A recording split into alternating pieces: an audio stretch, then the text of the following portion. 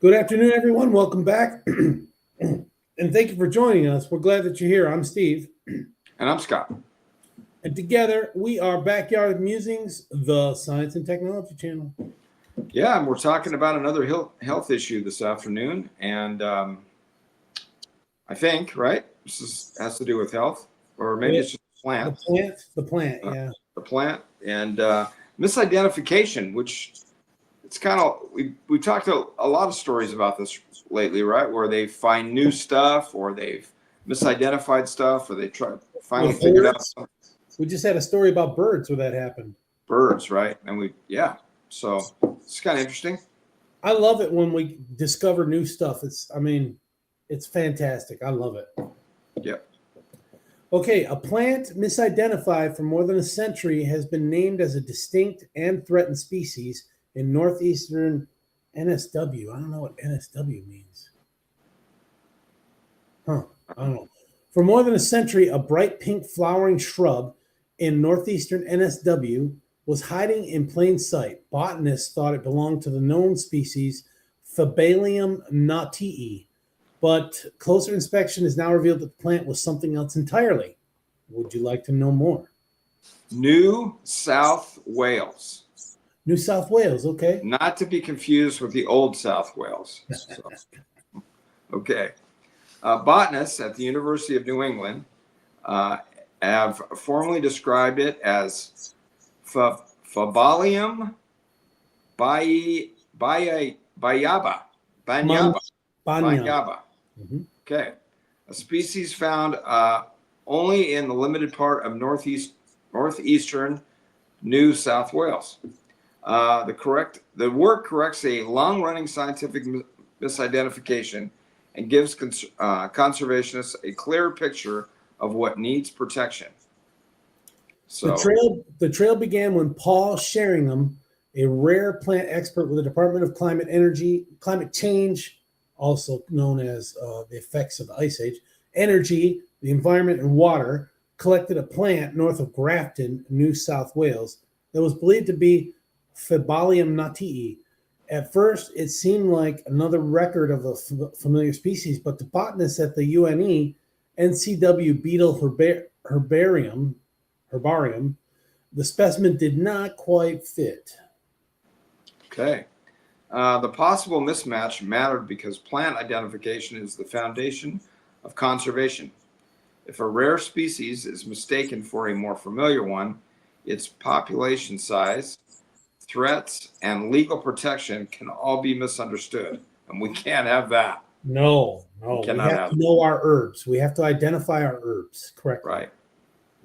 Quote, Phebalium banyaba forms a lovely shrub, less than 2 meters tall, and is covered with stunning pink and rusty flowers in late winter through spring, said Emeritus Professor Jeremy Brule, who described the new species together with Dr. Ian Telford. The evidence came from both physical traits and DNA.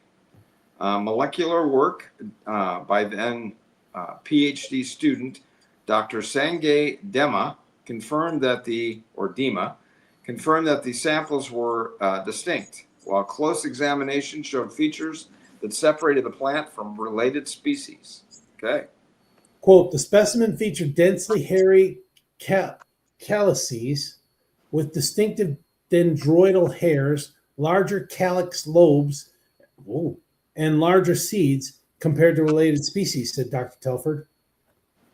Okay. Once Phebalium banyaba appeared to be a separate species, the next question was how many plants existed and where they survived. The NCW beetle herbarium worked with Mr. Sheringham to search for additional populations and assess the pressures facing the plant in the wild. Okay. Quote, the species has only been found in 2 locations with fewer than 1,000 individual plants found in the wild, said Mr. Sheringham. Continuing his quote, we found 466 plants in 1 location and 502 mature plants in a second. These low numbers are likely due to threats such as the species' restricted distribution, too frequent fire, drought, cattle grazing, and the species' dependence on seed regeneration rather than resprouting after fire. All right. Those details are important because the plant appears to rely on seed regeneration rather than regrowing from its base after fire.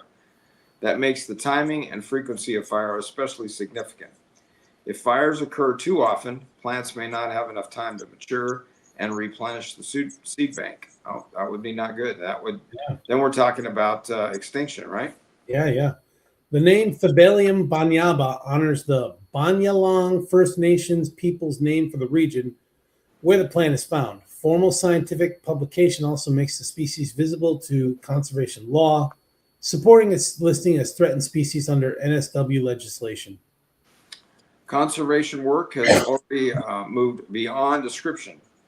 Emeritus Professor Brule and horticultural staff at the Australian National Botanic Gardens, or the ANBG, have propagated P. banyaba to learn how it grows under cultivation. So they're growing this stuff, right? They got it in some kind of a greenhouse. In captivity, they're trying to grow it.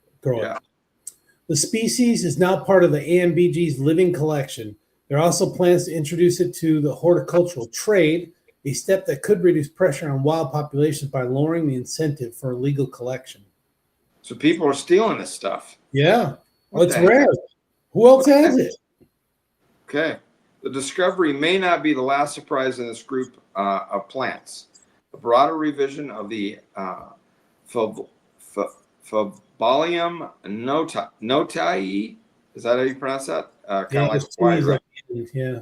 Complex is now underway at the NCW Beetle Herbarium. Okay, so there sounds like people are on this thing. So, if there's one takeaway today, it's the word herbarium. Yeah. Remember that. Okay, word of the day. Word of the day. So I wonder what this stuff does. Is it a medicinal plant? I don't know. Interesting. It's got to be. Why would people want to steal it, even if it's rare? I mean, people are weird. Yeah. Anyway. Okay. Well, you heard it here, folks. Yeah. Thanks for joining us. We hope that you have a wonderful Sabbath, and we'll see you on Monday. Yep. Have a good week. Rest of your weekend. Thank you.